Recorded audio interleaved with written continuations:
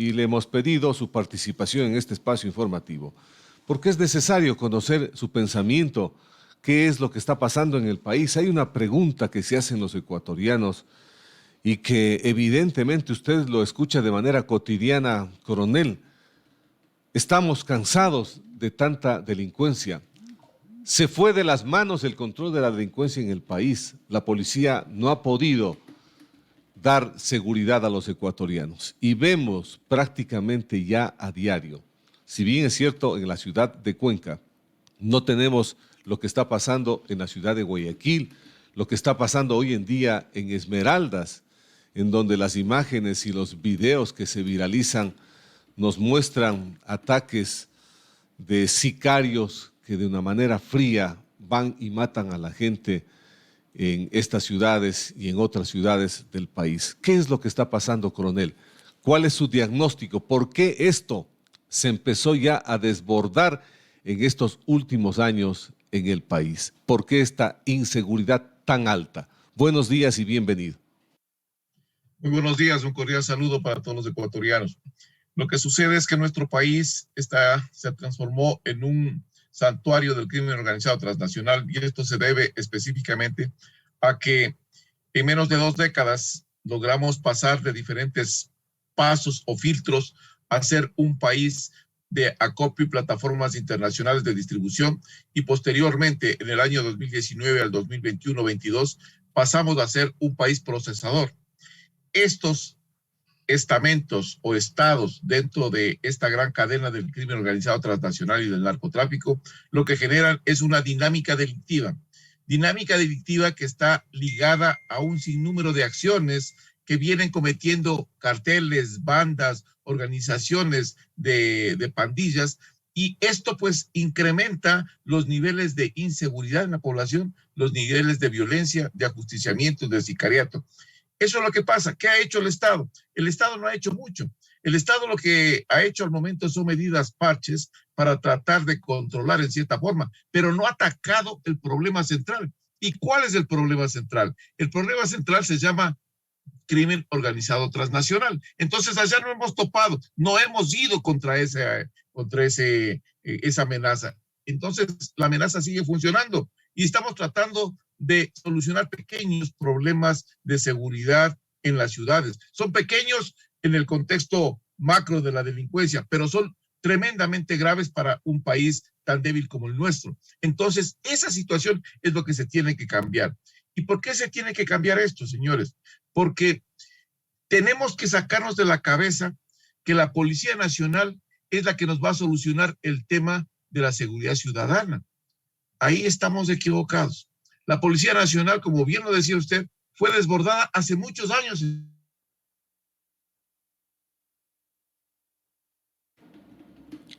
Tuvimos algún problema en la conexión. Ojalá se pueda recuperar la conexión con el coronel Mario Pazmiño. Coronel, tuvimos algún problema. Usted está explicando el asunto de la Policía Nacional. Ahí nos quedamos, se nos congeló la imagen de usted.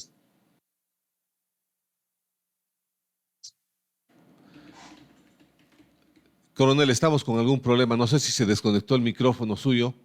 ¿Atrás? A ver si podemos corregir. ¿Aló? Ahí sí, ahí le escuchamos. Okay. Manifestaba que la Policía Nacional fue desbordada desde mucho tiempo atrás por el crimen organizado, el narcotráfico y la delincuencia común, que es necesario cambiar de estrategia, ya no seguir con los famosos circuitos y subcircuitos, con estos retenes y controles de armas. No, hay que ampliar este tipo de estrategia antidelincuencial. ¿Cómo se amplía esto? Con una presencia disuasiva permanente, lo que utiliza Israel para controlar ese tipo de situaciones y desbordamientos de inseguridad que tiene, considerando que allá tiene otro factor más, que es el terrorismo y el ataque que tienen de otros países hacia el suyo. Entonces, todas las fuerzas se integran bajo un solo comando, que ya no es de la Policía Nacional. Ese comando está a cargo del Comando Conjunto, porque son varias fuerzas que se integran allá en seguridad interna, y supervisado ¿por quién? Por el COSEPE, el Consejo de Seguridad Pública y del Estado, bajo una secretaría que articula todas las instituciones del gobierno. Ahí no solo están la Fuerza Terrestre, Fuerza Naval, Fuerza Aérea, Policía Nacional, sistemas de inteligencia, Fiscalía, Defensoría del Pueblo, también están ahí. Policía Metropolitana, también están ahí. Empresas de seguridad privada, previa una selección adecuada, un entrenamiento, capacitación y equipamiento. Pasan a trabajar directamente con estas fuerzas de seguridad. Estas que se denominan fuerzas de seguridad antidelincuencial, fuerzas de reacción antidelincuencial para combatir directamente este flagelo. Clarísimo en lo que usted nos acaba de decir. Si esto conectamos con el problema carcelario en el país, todo se conecta con lo que usted acaba de darnos a conocer. Esto viene del crimen organizado transnacional. ¿Qué pasa? Que ni siquiera hemos podido controlar las cárceles del país. Mire que se han decretado varios estados de excepción, pero no hemos podido avanzar absolutamente nada. No tenemos controles en las cárceles del país.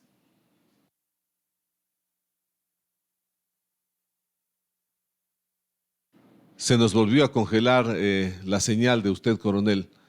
Lamentablemente estamos con algún problema de conexión por el internet. No sé si tal vez se superó este tema, coronel. ¿Me indican si estoy saliendo ahí? Ahí sí está bien. Okay. Yo decía que las cárceles del país están al momento administradas, controladas por las megabandas que responden a carteles internacionales. Pero ese es un solo pequeño problema. Yo decía del crimen organizado transnacional. Aquí no hemos hecho nada todavía con relación a las mafias. Pongo un ejemplo. Estas megabandas que están en los centros carcelarios responden a estos carteles mexicanos. Esos carteles mexicanos, para trasladar la droga desde Ecuador hacia Europa, hacia Ámsterdam, hacia Francia, donde ustedes quieran, tienen que coordinar ¿con quién? Con las mafias. ¿Qué mafias? La mafia albanesa, la mafia rusa, la mafia china, la triada china, la brava, la andrangueta, etcétera, etcétera, etcétera. Tienen que coordinar con ellos para poder ingresar con ese producto al interior de ese espacio territorial que está siendo controlado por esas mafias. Entonces, esto está enlazado permanentemente. Aquí decimos nosotros, hay una lucha permanente entre estas bandas en los centros carcelarios. Sí, ¿por qué? Porque hay dos cosas. Primero se llama corrupción, en donde están inmersos todos los funcionarios que laboran en los centros carcelarios. Y segundo, es una disputa de pabellones, porque cada pabellón genera diariamente aproximadamente $10,000. Ese es el problema que tenemos ahí. Es corrupción y también, por otro lado, yo diría una ineficiencia en el manejo de los centros carcelarios. Coronel, ¿cómo se explica el tema de tanto sicariato, de tanta muerte en el país de una manera tan brutal y además con una dotación de armamento impresionante que podemos verlo nosotros? ¿Por qué? Primero, porque el país es una ruta de tráfico de armas internacional. La principal punto de origen está en Chile, que viene recogiendo las armas también de Perú, ingresa al territorio ecuatoriano y desde aquí se bifurca en dos, desde la provincia del Oro. Una parte va por el litoral, que es Guayas, Manabí, Los Ríos, Santo Domingo, llega a Esmeraldas y de ahí se proyecta hacia el departamento de Nariño y luego al departamento del Cauca. La otra, que es la ruta de la serranía, va hacia Azuay, Cañar, Chimborazo. En Tungurahua hay un giro a la derecha y va a una ciudad bisagra. La ciudad bisagra es la ciudad de Baños. Desde ahí se toma el mismo corredor amazónico que ingresa la droga y se va a salir hacia lo que es básicamente el sector de Puerto Asís y Orito en el departamento de Putumayo. Hay otros puntos de origen. Son los rastrillos de los cuarteles y los rastrillos de los también de la policía y del ejército, que son utilizados para comprar armamento de malos elementos de estas instituciones que trabajan vendiendo armas, munición y explosivos a estas organizaciones delictivas. Y el tercer punto de origen es a través de las narcoavionetas, que ingresan armas para fortalecer la presencia de estas megabandas que trabajan para ellos con el propósito de que protejan los cargamentos, los centros de acopio y las plataformas internacionales de distribución. En definitiva, el país es una autopista permanente de este tipo de armamento. y una parte de ellos se queda al interior. Y el mercado negro nuestro, pues comercializa fusiles de 7,000 a 8,000 dólares hasta 10,000 y un poco más, dependiendo los accesorios. Pistolas en cerca de 3,000, 4,000 dólares. Pero esto todo está en la oferta y demanda de las organizaciones delictivas que tengan los recursos para comprar este armamento. Algunos en el crimen, en la delincuencia común, no compran el armamento. Lo que hacen es alquilar. Entonces, una ametralladora como la que balearon en el sector de Esmeraldas, de Tonsupa, esa la pueden alquilar en 600, 700 dólares. Un fusil lo pueden alquilar en 500, 600 dólares. Una pistola o un revólver lo pueden alquilar en 300 dólares. Una vez que utilizan para ese acto delictivo, nuevamente regresan hacia la persona o la organización que les alquiló para que lo saquen de circulación permanentemente. Por eso es que la Policía Nacional encuentra un arma ligada a varias, yo diría, acciones delictivas en diferentes provincias. Es porque se está alquilando armamento al interior del país. Coronel, ¿cuánto contribuyó el aporte de los norteamericanos cuando teníamos en operación la base de Manta? Una vez que se fue la base de Manta, cambió todo el sistema aquí en el país. Usted ve que año tras año la incautación de droga es altísima. Los volúmenes de incautación de droga son altos en el país y es una parte pequeña, entendemos, porque debe haber una cantidad mucho más alta de la que se incauta por parte de la Policía Nacional.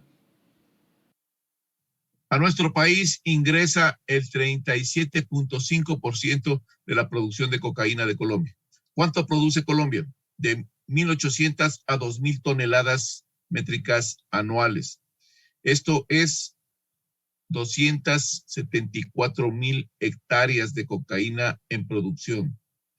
El 37.5% de esa producción ingresa a territorio ecuatoriano. ¿Cuánto es esto?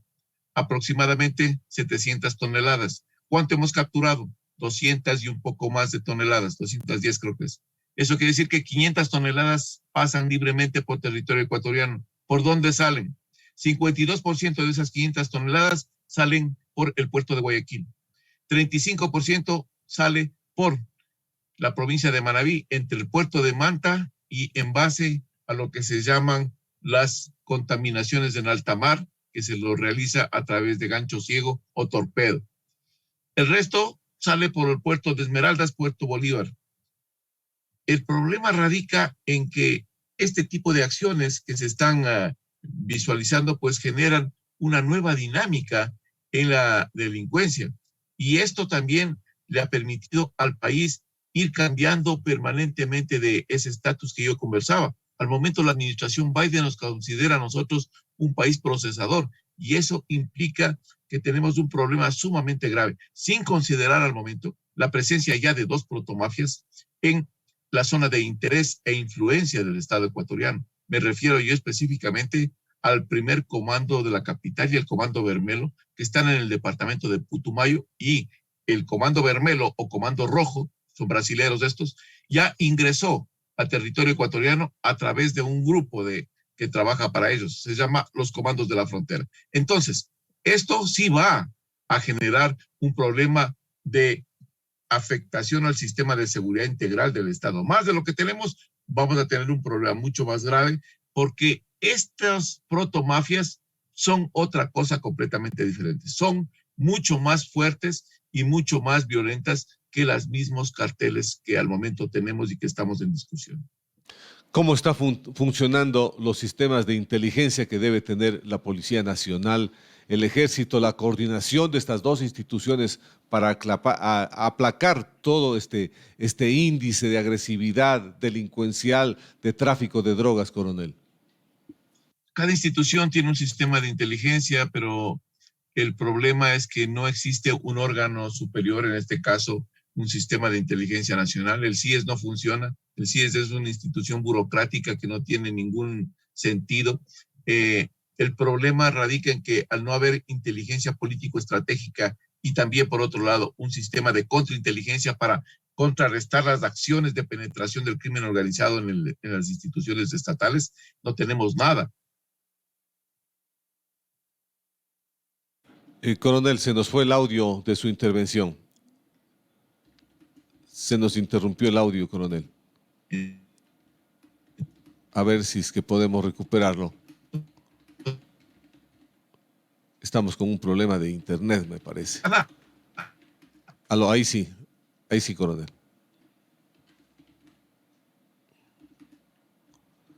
No, definitivamente no. Se nos quedó congelada la imagen. ¿Sí? ¿Me escuchan ahí? Ahí sí, coronel, ahí le escuchamos. Decía, mil disculpas, no sé qué pasa con la señal de internet, pero el problema es que cada institución tiene su sistema de inteligencia y cada institución trata de obtener información que le permita satisfacer sus requerimientos. Sin embargo, al no existir un estamento superior, pues lamentablemente no hay un direccionamiento. Y al no haber un direccionamiento, no existe una producción de inteligencia político-estratégica. Eso es lo que necesita el presidente de la República o el decisor político, como se conoce. Si no tiene eso, el presidente de la República está puesto una venda en los ojos y no sabe para dónde actuar. El sistema de inteligencia es el que le da la visión, el camino que tiene que tomar el gobierno ante estas amenazas transnacionales. Bueno, hemos visto con profunda preocupación cambio de mando en la Policía Nacional. Ahora se fue Tanya Varela. Tenemos un nuevo comandante. ¿Usted cree que va por ahí el problema de solucionar y poner un freno a lo que está viviendo de inseguridad el país? Yo creo que el cambio de comandante general de la policía era un requerimiento de la sociedad y también de la institución. La ex comandante general de la Policía Nacional ya había perdido el liderazgo y había generado una crisis institucional por cuotas de poder al interior. Era necesario un cambio y el cambio tenía que darse en base a ciertas características. Se necesita al momento un comandante general de la policía mucho más operativo que vaya directamente a enfocarse en la problemática de actuación de la policía con relación a estas amenazas transnacionales. De lo que yo sé, extraoficialmente, el comandante general de la policía es un brillante oficial, pero es criminólogo, que son cosas completamente diferentes. Él es un especialista en criminología, en laboratorios de criminología, no en situaciones de la práctica en territorio de lo que es verdaderamente este tipo de situaciones de combate a la delincuencia común. Sin embargo, de ello yo creo que la designación pues está ya tomada y le auguramos el mejor de los éxitos al señor comandante general de la policía, porque creemos que el país necesita y requiere soluciones concretas e importantes. Estaremos vigilantes como parte del Observatorio de la Seguridad Integral del Estado de sus decisiones y sus actuaciones. ¿Usted considera con su experiencia que tiene que esto también pasa por un marco legal, como lo ha dicho y lo ha expresado el mismo presidente de la República, que las leyes no son lo suficientemente que den la potestad tanto a la policía y a las Fuerzas Armadas para actuar en estos problemas de inseguridad que está viviendo el país? Yo creo que las leyes son necesarias hacer modificaciones y transformaciones legales que impiden, imposibilitan que la fuerza pública pueda actuar en defensa de la ciudadanía. No puede ser que una institución no pueda defender a los ciudadanos como reza la Constitución, porque no tiene la autorización para hacer un uso progresivo de la fuerza. Eso es necesario hacerlo, es vital, pero aquí todo se juega con cuotas políticas, todo se juega con un manejo político y eso no es lo correcto. El país necesita, en esta escalada de violencia e inseguridad, necesita medidas estructurales que le permitan a esa fuerza pública.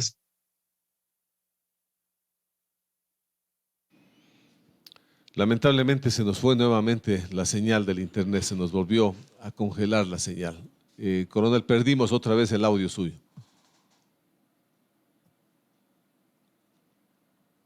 No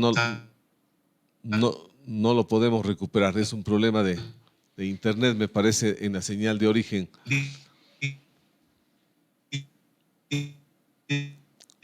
No tenemos la posibilidad. No, coronel, no le escuchamos. Estamos congeladas con la señal suya.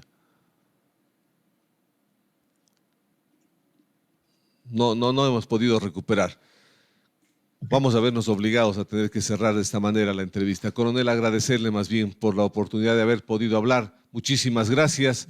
Ojalá que en una próxima oportunidad podamos superar este problema de tecnología, de Internet. Le agradecemos. Un buen día para usted. Gracias. Hasta luego. Gracias al coronel Mario Pazmiño. Pero ha sido muy claro en el tema, muy claro en sus expresiones, en lo que ha manifestado, en lo que ha dicho. Yo creo que hace falta algunas situaciones de parte del Estado ecuatoriano, tener la actitud de poner toda la entereza del caso para poder entrar a combatir este problema de inseguridad que está viviendo el país en los actuales momentos. Son las 7:56 minutos. Continuamos con más en la hora clave en la primera emisión. Recuerda,